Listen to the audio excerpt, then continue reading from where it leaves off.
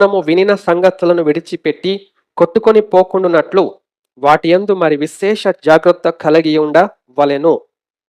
దేవుని చేత వినిన సంగతులను మనం విని విడిచిపెట్టేస్తే కొట్టుకొని పోతాం. ఈ లోక ప్రవాహములో, భక్తిహీనతలో, దురాశలలో, దుర్మార్గతలో, అవిధేయతలో, మూర్ఖతలో కొట్టుకొని పోతాం.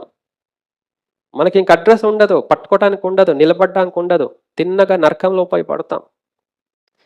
అలాంటి అపాయం ఉంది కాబట్టి మీరు విన్న సంగతులను విడిచిపెట్టకండి. దేవుని యొక్క సంగతులు మనం విడిచిపెట్టేసి మనుషుల యొక్క సంగతులు ఎంత గట్టిగా పట్టుకుంటున్నాము అండి, ఎంత గట్టిగా పట్టుకుంటున్నాం. విచిత్రంగా ఉంది దేవుని బిడ్డల యొక్క సంగతి. మనం దేవుని మాటలను పట్టుకోవాలి. పట్టుకుంటేనే మనం రక్షించబడతాము, లేకపోతే కొట్టుకొని పోతాం, నరకములో తేలుతాం.